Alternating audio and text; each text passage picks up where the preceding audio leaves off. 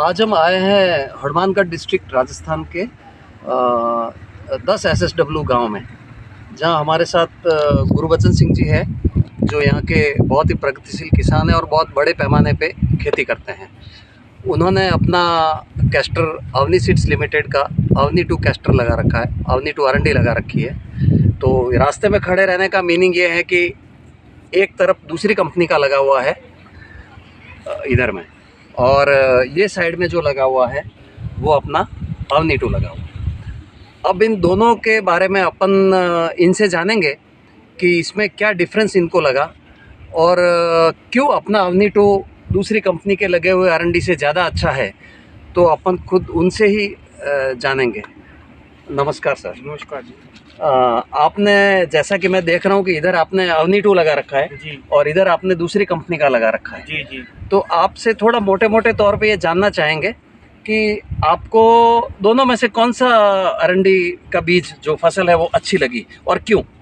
वो ऐसे है जी, हमने ये अवनी लगाया है ना जो जी, इसका, और जो इस साइड में लगा रखा है जी, इसका हाइट का एक तो बहुत ज़्यादा फर्क रह गया। जी, जो दूसरा कंपनी लगा रखा है उसकी हाइट हो गई 12 फुट से लेकर के 15 फुट, ओ, जी, और जो अवनी है जी, उसकी हाइट है 6 फुट से लेकर 7 फुट। जी, और जो अरिंडी का वो सिट्टा लगा है, जी, वो सिट्टा जो दूसरी कंपनी का है जी, उसका लगा तो 2 फुट का है, जी, लेकिन उसके अंदर 2 फुट में कम से कम 1-1 इंच पे गैप है। है। हाँ जी, वो जो दाना बनते हैं। जी, और जो अरिंडी ये अवनी, जी, इसके अंदर वो जो सिट्टा है वो उतना ही है 2 फुट का, लेकिन वो भरा हुआ है, गैप नहीं है, गैप नहीं, कॉम्पैक्ट है। हाँ जी, अब हम ये सोच रहे हैं जी, कि हमारे हिसाब से जी, जो ये अवनी है जी,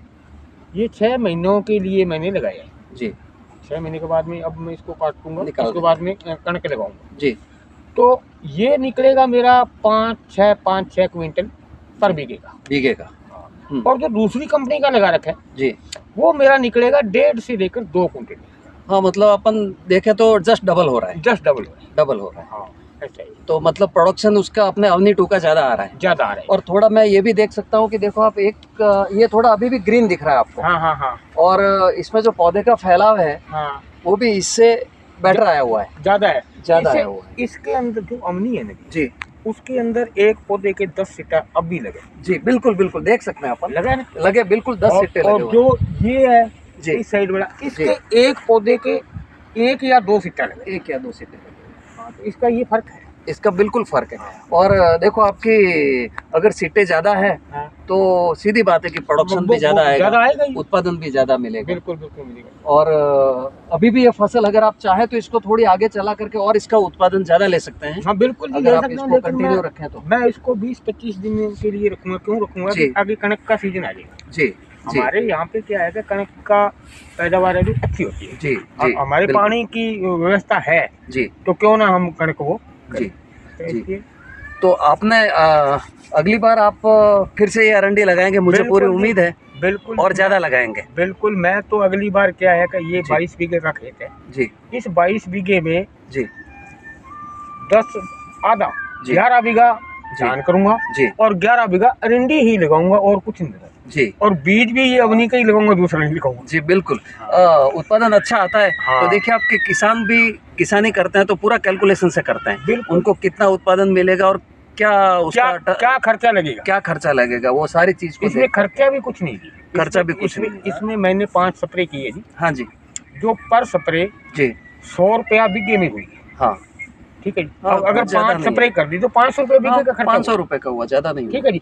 और मैंने कुछ इसमें किया नहीं जी, जी, और जी। कुछ भी नहीं किया। अच्छा, जी। जो नरमे की खेती करती है, जी, अब मेरे ये नरमा खड़ा है, जी। इस साइड में नरमा खड़ा है, जी, ये नरमा मेरा ज्यादा से ज्यादा होगा ना तो जी। 4 क्विंटल बीघे, 400 किलो बीघा।